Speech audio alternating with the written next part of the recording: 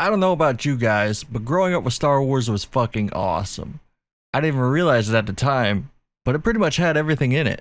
From Western and Eastern storytelling inspirations, blasters and lightsabers, from cowboys to fucking samurai, Jedi Knights and Princess Goddamn Leia. George Lucas knew how to boil all these elements in a pot and cook that shit, because this shit is wild. I haven't mentioned all the aliens. You got Jawas, Ewoks, Wookiees, guys you only see in the background once in a while like Bosk and IG-88. Oh god, the Shadow of the fucking Empires, man, it's all coming back. Whatever the fuck this guy is. Oh, hold on. IG-88's not an alien, he's a fucking robot. That's right, motherfucker, we got robots in this bitch. Well, Star Wars refers to them as droids. And speaking of, C-3PO and R2-D2 get the story rolling. You see, Darth Vader's pissed off. He wants his goddamn Death Star plans back because these fuckhead rebels stole them. And you see, this is a bad thing because, well, let's slow down a minute. Look at goddamn Darth Vader right here. If you don't want this guy on a birthday cake or a fucking lunchbox as a kid, I don't know what the fuck you were doing with yourself. Dude's literally a black samurai voiced by the legendary James Earl Jones. And that's fucking awesome. Like, do I even need to elaborate on that? Over 2 meters tall this fucker was, 6 foot goddamn 7. And don't talk bad about his religion or he'll choke the fuck out of your bitch ass. But back to the point. Darth Vader and his death squad of stormtroopers are fucking everybody up after boarding this ship. But this princess, she's a tricky bitch. She's already gave the plans to R2-D2 and this motherfucker and his number one boy C-3PO. They already got on a fucking escape pod and blasted off the fucking Tatooine. Got 2 words, Darth, get fucked! And basically the story of Star Wars starts from there. I'm going to assume everybody knows the plot by now, but if you haven't seen A New Hope, I definitely encourage you to go watch it, especially if my enthusiasm has piqued your interest in the original trilogy. So, a thought crossed my mind recently. If that was my first impression of Star Wars, what's the newer generation's first impression of Star Wars going to be like? I mean, we had The Phantom Menace in 1999, which I saw in theaters whenever I was a kid, and at the time I loved it. I didn't really care much for episode 2. I thought Jango Fett was cool as shit though, and to my dumb kid brain not knowing or not realizing how awesome Christopher fucking Lee was, I didn't want to watch some old geezer fight our boys Anakin and Obi-Wan and whip their ass, you know? But going from Darth Vader to Darth Maul and then to some normal looking old guy, it didn't really click with me as a kid. But now that I'm older, I appreciate episode 2 a lot more these days. And Christopher Lee is quite possibly one of the coolest humans to have ever lived. I mean, if you don't know much about him, go do some research on him. The man was brilliant. And then there's episode 3. Episode 3 has always been a good time. And as a fucking young boy, hyped up on all the copious amounts of sugar that breakfast cereal could provide, man, this shit was a trip. I got one name for you. Nick Gillard. Yes, this man right here. Nick Gillard is responsible for making these movies fucking awesome. You don't believe me? Go to his YouTube channel and see for yourself. He's responsible for every single lightsaber duel in these movies, and they're fucking awesome. Here's what the prequel era lightsaber duels look like, and here's the original trilogy saber duel.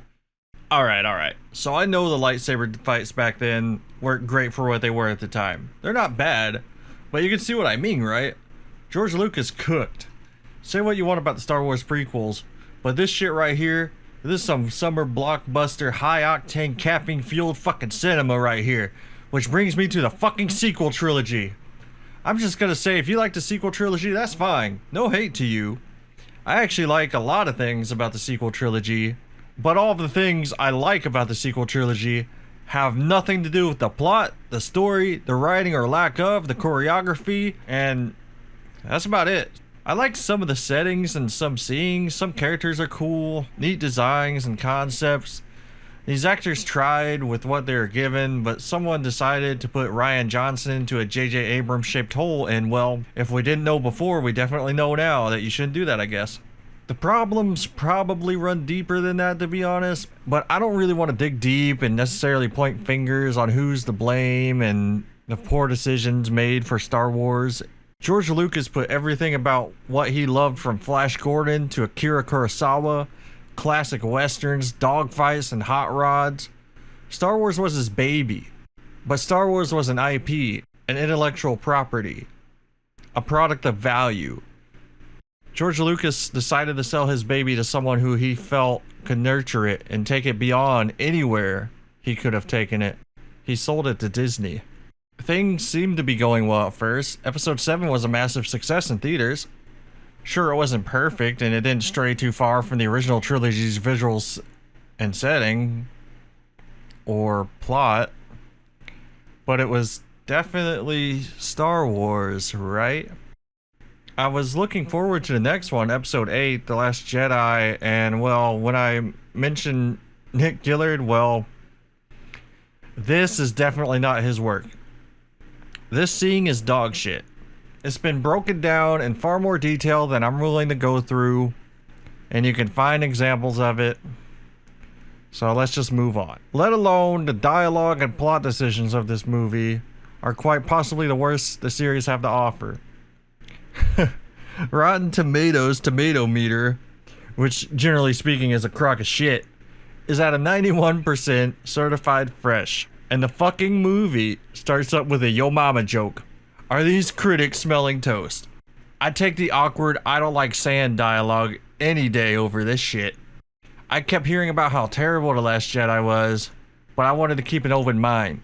I like to see shit for myself and judge it for myself. Imagine being able to form your own opinion these days. But when this fucking choice line came up, I already knew the shitstorm I was about to sit through. And I didn't pack a fucking umbrella. Mary Poppins Space Princess Leia. Why? Fuck you, that's why. Oh, Luke Skywalker's back, hell yeah. Wait, he just threw his lightsaber and he's drinking blue milk from a weird alien's teat. Oh, and now he's dead. And unfortunately, we lost Carrie Fisher in between episodes 8 and 9. And at this point, I don't give a fuck about episode 9. I ended up watching it later on a Blu-ray that I borrowed from my family, because there ain't no way I'm buying that shit. Somehow, Palpatine returned. What more can I say? I personally don't see how anyone can think the sequel trilogy is good objectively. And maybe some people that grow up with this trilogy will love it. I doubt it, but we've all seen the dumb shit kids tend to like from any generation. The sad thing to see is that Star Wars could be considered that really dumb thing we liked as kids, rather than being the cinematic achievement it was. It revolutionized visual effects and sound design for film, became a multimedia juggernaut. Jar Jar fucking Binks. I'm not even joking about that last part. Kind of. The fact that everyone knew who Jar Jar Binks was is a testament to the overall success of Star Wars. I didn't really hate Jar Jar Binks as a kid. I just thought he was a goofy guy with floppy ears and kind of dumb. But we all grew up around that kid that had goofy face. We all grew up around kids that had goofy faces and that were dumb. It's a fact of life. Star Wars ain't perfect. Nobody's perfect. Jar Jar fucking Binks, though, this motherfucker was everywhere. And I mean fucking everywhere. If it wasn't Darth Maul or Sebulba, it was goddamn Jar Jar the fuck your mother Binks. Taco Bing Bong Bell. Everyone knows Jar Jar Binks. Who the fuck is Babu Frick? Nobody gives a shit. Who gives a shit? Now you may be saying, Spoonie man, calm down. It's just a goofy sci-fi movie franchise, and you'd be right, it is a goofy sci-fi movie franchise. But that goofy sci-fi movie means a lot to me, and it pushed the envelope in many ways.